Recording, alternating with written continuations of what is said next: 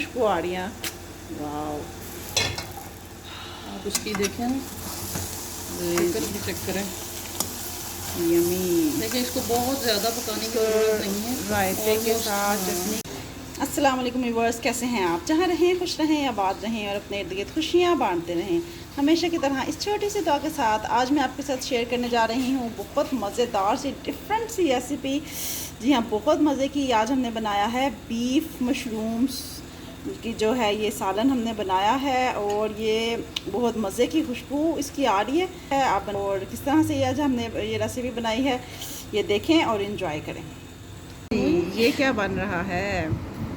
ये हम बना रहे हैं, ये हम कटिंग कर रहे हैं बीफ की, बीफ मशरूम्स। ये इस बीफ की कटिंग कर रहे हैं। एक डिश हम बनाने जा रहे हैं आज, and that is beef mushroom. इसका सालन हम बनाएंगे। जी बिल्कुल, इसका हम सालन बनाएंगे। Normally it's not difficult to cook, आसान ही है इसको पकाना। बस आपको बीफ को थोड़ा सा जब आप बनाएं तो ये नॉर्मली जैसे हम हंडिया बनाते हैं, कोई भी गोश्त पकाते हैं उसी की तरह इसको पकाना है। जैसे हम पहले क्योंकि ये बारीक है इसलिए इसको पकाने में बहुत आपको टाइम नहीं लगेगा।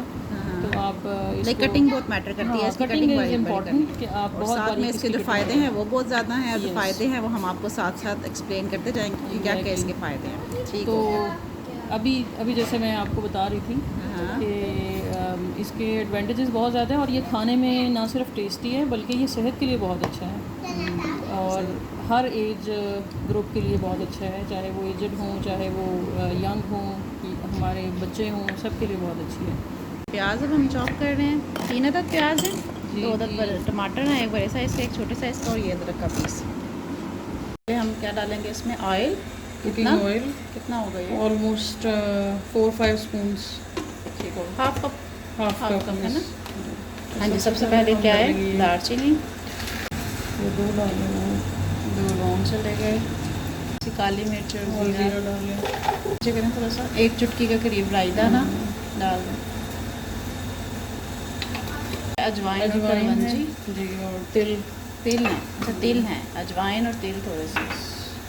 ये खाने को कड़वा कर देते हैं। मेथी दाना 1 चुटकी। हाँ, बस 5-6 दाने। ठीक हो गया। मेथी दाना। यस।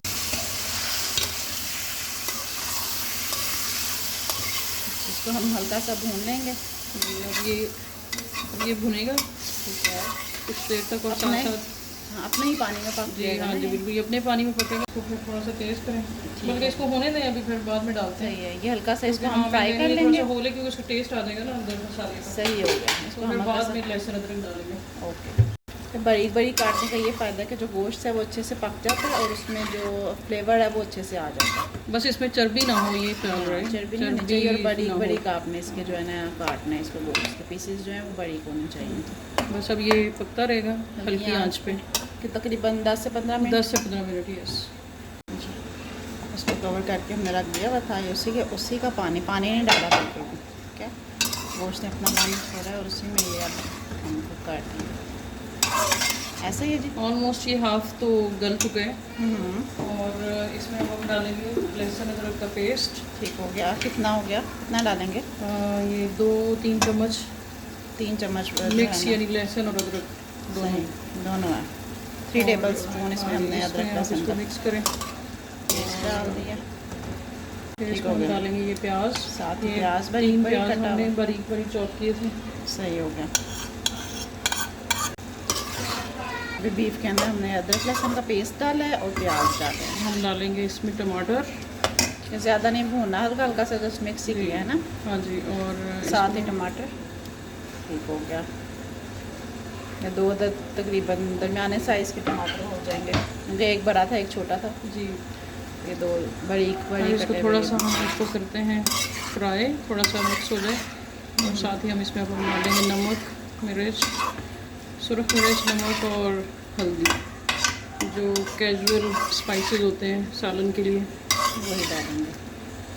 तो ये फिर ये गल भी जाएगा अच्छी तरह, और मसाले भी मिक्स हो जाएंगे, और फिर हम इसको बाद में थोड़ा सा भून लेंगे।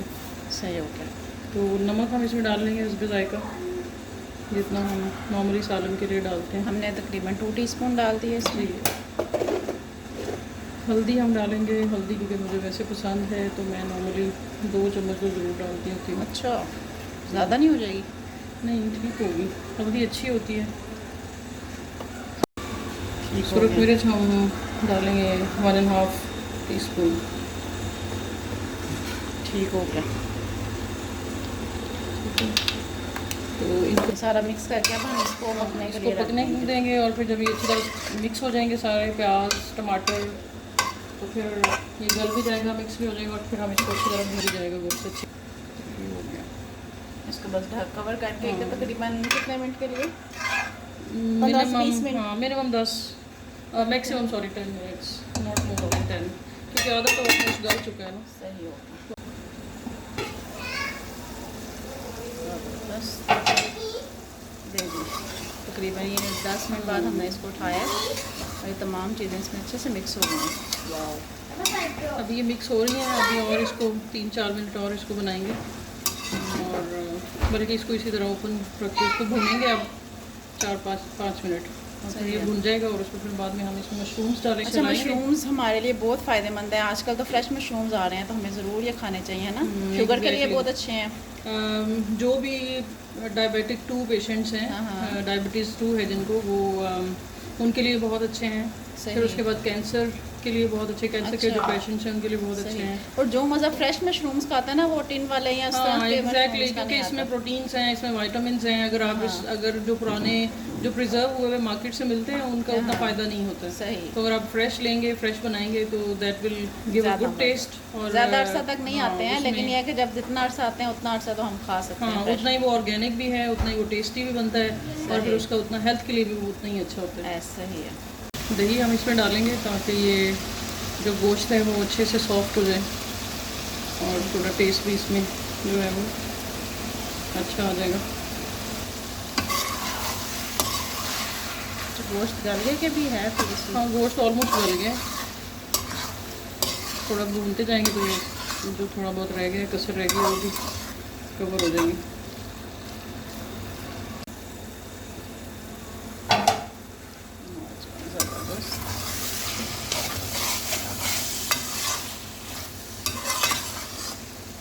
अब इसमें मसाला सारा मिक्स हो चुका है, प्याज टमाटर वगैरह। अब इसके अंदर अब हम डालेंगे काली मिर्च। कितनी डाल रही हैं आप? Half table spoon, teaspoon teaspoon नहीं, हाफ टीस्पून पिसी हुई काली मिर्च डाल देंगे और 1 टीस्पून ये क्या सूखा धनिया पिसा हुआ। अपनी मर्ज़ी से टेस्ट के मुताबिक आप डाल दें जितना आप डाल इसकी खुशबू और टेस्ट बड़ा अच्छा आता है सूखे धनिया का गोश्त। और इसमें हम क्या डालेंगे? सब्ज़ मिर्च डालेंगे और वो इसमें इस तरह आप कट लगा के तो ये आप डाल दें। और इसको मशरूम्स डालने से पहले डालना है ताकि ये क्योंकि मशरूम जब हम डाल देते हैं तो फिर आपने उसको बहुत ज़्यादा नहीं मिक्स करना होता है, नहीं है ज़्यादा, क्योंकि वो फिर मशरूम्स जो है वो मिक्स हो जाते हैं। तो आप इस तरह इसको हल्का सा कट लगाएं। तो ये हो चुका है, अब हम इसमें डालेंगे मशरूम्स हैं जो हमने कर लिए हैं, हाथ से धो लिए हैं, 4 कट किए हैं और नीट करके अच्छी तरह से इनको। तो अब हम इसको कर देंगे मिक्स। तो आपने इनको मशरूम्स डालने के बाद इसको बहुत ज़्यादा कुक नहीं करना है, क्योंकि ये पानी भी हल्का सा छोड़ते हैं। तो ये फिर बहुत ज़्यादा अगर आप मिक्स करेंगे तो ये बिल्कुल भी पता नहीं चलेगा, गल जाएंगे, मिक्स हो जाएंगे और ये पता नहीं चलेगा। जी, मैक्सिमम 2 से 3 मिनट आप इसको बनाएं। तो तमाम मसाले में इसको आप कवर कर दें। एक्सपीरियंस भी अपना भी शेयर करें, बताएं कि आपको कैसा लगा, टेस्ट कैसा था और how did you find to eat its taste. की खुशबू आ रही है। वाओ, आप उसकी देखें ना, चेक करें। यमी। देखिए, इसको बहुत ज़्यादा पकाने की ज़रूरत नहीं है। रायते के साथ, चटनी के साथ, दही की आप चटनी बनाएं पुदीने की। यमी। अब ये देखिए ये बिल्कुल पक गया है, इसको कोई ज़रूरत नहीं है कि आप इसको बहुत ज़्यादा पकाएं। आज की हमारी मज़ेदार सी रेसिपी रेडी है। उम्मीद करती हूँ कि आपको आज की रेसिपी ज़रूर पसंद आई होगी। अपना बहुत ध्यान रखिएगा, अपना फीडबैक ज़रूर दीजिएगा।